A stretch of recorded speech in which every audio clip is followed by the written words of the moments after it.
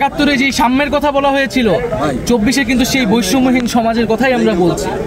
ফলে যারা এটাকে আসলে পরস্পর বিরোধী বা মুখোমুখি করে দাঁড়া করাচ্ছে, তাদের উদ্দেশ্য অসৎ। এবং আমরা মনে করি তারা ২৪-এর গণ অভ্যুত্থানকে, এই যে ছাত্র জনতার বিজয়কে প্রকৃতভাবে উপলব্ধি করতে পারেনি।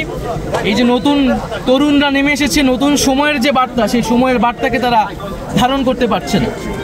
এবং আমরা মনে করি যে বাংলাদেশে বর্তমানে আমাদের জাতীয় নাগরিক পার্টির যে দাবি, যে বিচার সংস্কার এবং গণপরিষদ নির্বাচন, আমরা মনে করি ঠিক সেই পথে গেলেই জাতির একটি উত্তরণ ঘটবে গণতন্ত্রের পথে। সংস্কার এবং বিচারবিহীন যদি নির্বাচন দেওয়া হয় এবং কেবল কোনো একটি দলকে ক্ষমতায় বসানোর জন্যই যদি নির্বাচন চাপিয়ে দেওয়া হয় সংস্কার এবং বিচার ছাড়া, তাহলে তা অবশ্যই মেনে নেওয়া হবে না। এবং আমরা দেখতে পাচ্ছি যে পুরনো সংবিধান এবং পুরনো বন্দোবস্ত এবং ব্যবস্থাকে আঁকড়ে ধরে রাখার চেষ্টা করা হচ্ছে।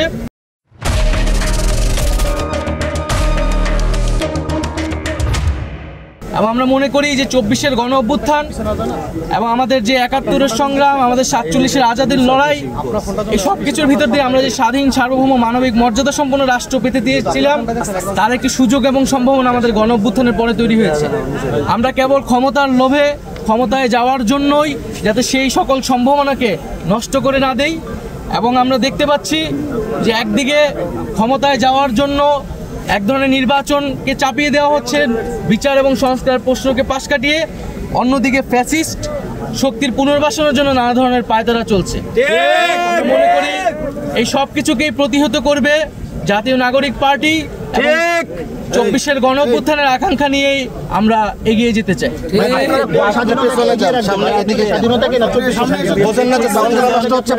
৭১-এর স্বাধীনতা, ২৪ স্বাধীনতা পরস্পর বিরোধী নয়, আমরা সেই ধারাবাহিকতাতেই আছি। ৫ আগস্টের আগে এবং পরে দলগুলোর মধ্যে যে ঐক্য ছিল, আপনার কি মনে হয় এখন বর্তমানে এই দলগুলোর মধ্যে সেই ঐক্যটা কিছুটা ফাটল ধরেছে? আপনাদের বক্তব্যটা কি?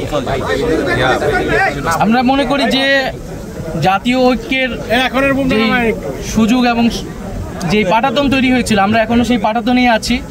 কিন্তু এখন হয়তো বিভিন্ন দলের এজেন্ডা আলাদা হচ্ছে।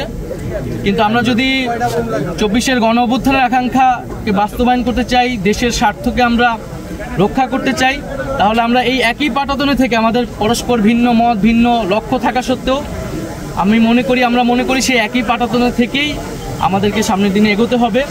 আমরা মনে করি না যে জাতীয় ঐক্য বিনষ্ট হয়েছে বা বিনষ্ট হওয়ার মতো আমরাও চাই না।